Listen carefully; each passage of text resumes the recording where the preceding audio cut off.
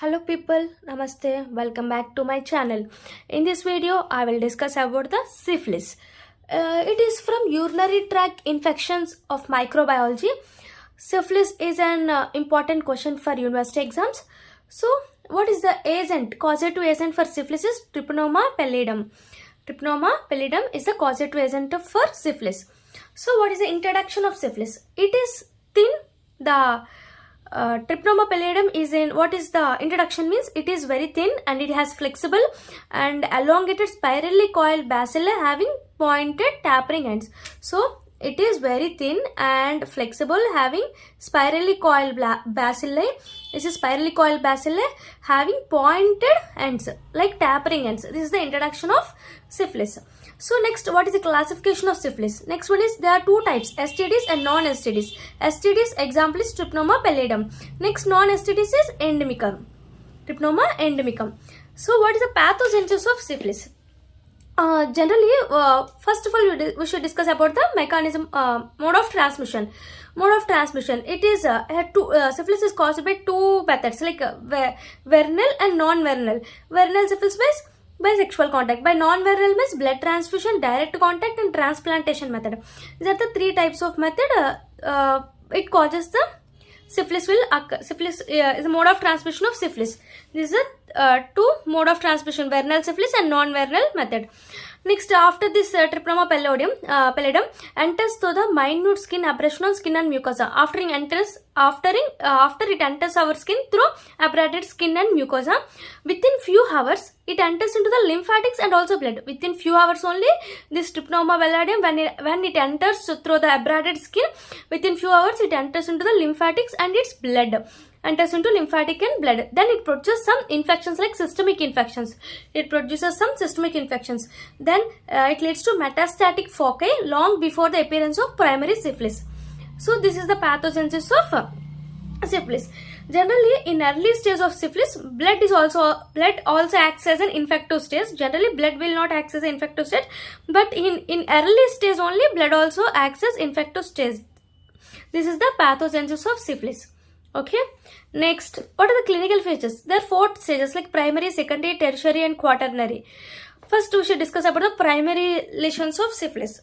That in primary lesions, we can see two clinical features like Cankare and regional lymphadenopathy. What is that? Cankare and regional lymphadenopathy. What is Cankare? How it occurs? Wait a minute.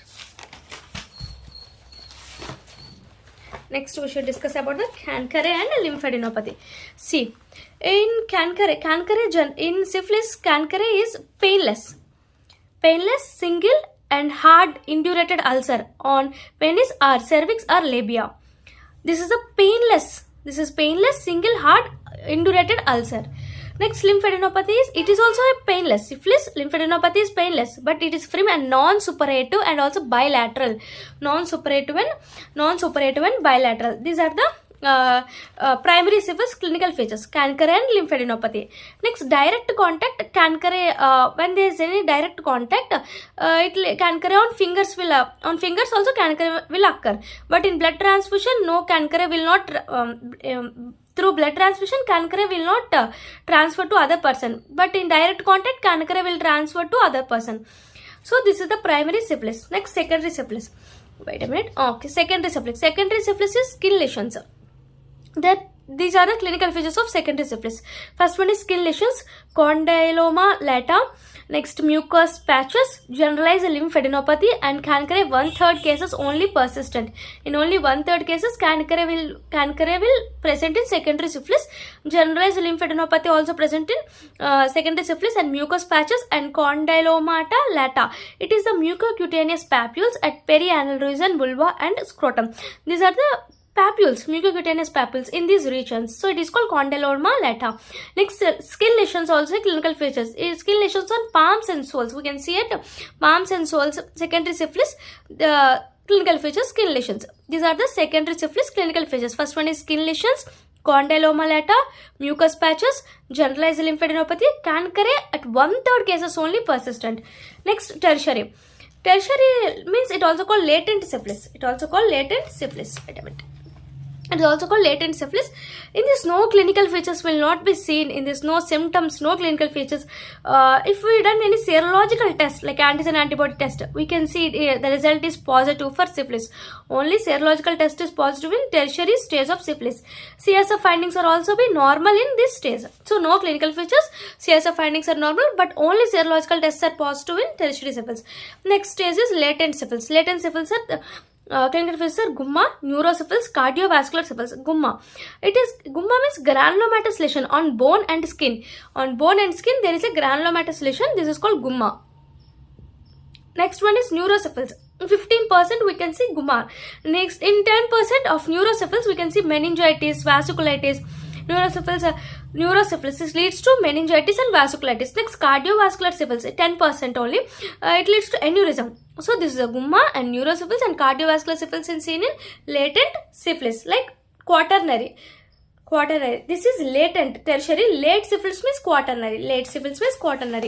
Next, congenital syphilis. It is also present. Congenital syphilis from mother to fetus will occur in congenital syphilis. These are the clinical features of syphilis. Next, lab diagnosis of syphilis.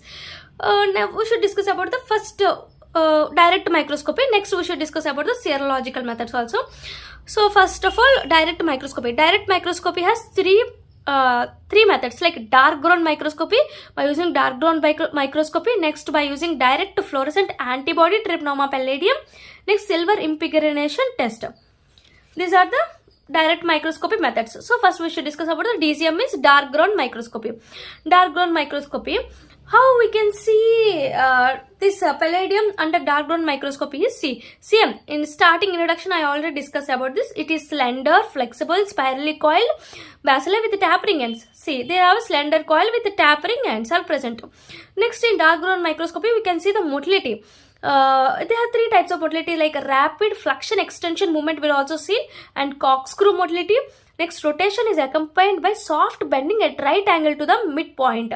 This rotation, it is accompanied by the soft bending at right angle to the midpoint. These are the motility of syphilis. First one is rapid flexion extension. Next, corkscrew motility we can see. Here, rotation accompanied by the soft bending at right angle to the midpoint. This is the dark ground microscopy. Next, DFA-TP. DFA-TP means direct fluorescent antibody trypanosoma palladium. DFA-TP. In DFA-TP, when we take any serum like tissue or any exudate, this tissue or exudate is already stained with fluorescent labeled monoclonal antibody. This is stained with this one, fluorescent labeled monoclonal antibody. And when we take this serum or tissue which is stained with this antibody against the trypanosoma palladium surface antigen, this antibody we can see against this trypanosoma surface antigen under fluorescence, then we can see apple green fluorescent colored bacilli. We can see apple green color. In textbook it should be, the diagram will be there, like apple green color. Under direct fluorescent antibody test we can see the apple green fluorescent colored bacilli. This is the DFA-TP. Next we should discuss about the silver impregneration test. Like first we should take the trypanosoma palladium and we should add silver nitrate to it. This silver nitrate undergoes silver, like metallic. It converts into metallic. This metallic will deposit on this trypanosoma palladium. Then it increases this thickness. Generally, this trypanosoma palladium is thin and slender, flexible. I already discussed it is very thin and flexible. So when we add this silver nitrate converted into metallic silver, then this silver deposit on this trypanosoma palladium, it leads to increase in thickness. Then we can easily strain. Thickness will increases, then it can be strained by Liverdanti stain and Fontana stain.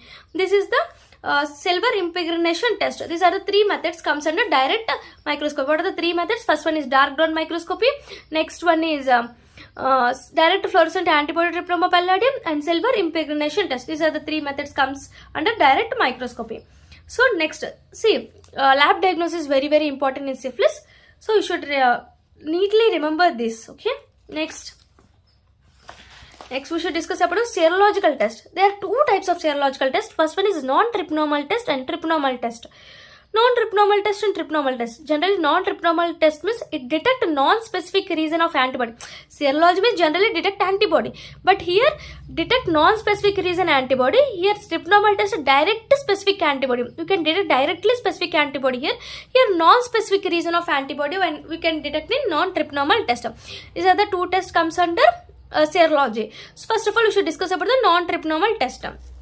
Non-trypnomal tester VDRL. Next RPR. VDRL means Venereal Disease Research Laboratory. VDRL, Venereal Disease Research Laboratory.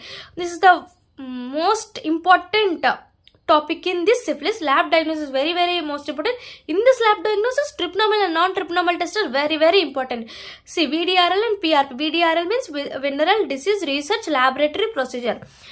It is generally very cheaper and we can use this in higher sample load. If there is more samples, then we can only use this one only. VDRL only use it higher sample load only. See, what is the procedure? Procedure is when we take the 50 ml of patient serum like CSF, we should take the CSF and add the drop of this VDRL antigen. Add a drop of VDRL antigen with this CSF, then rotate the slide under for 4 minutes. When it undergoes rotation, then it leads to clumping. Medium to large clumps are seen under 10x. Under microscopy, we can see this clumping will occur. This antigen, patient serum has antigen. So patient serum has antibody. 50 ml of CSF antibody will present. When we add this drop of antigen, it undergoes slide rotation. When we rotating for 4 minutes, it leads to clumping will occur. We can see under microscope like 10x. This is the diagram of VDRL.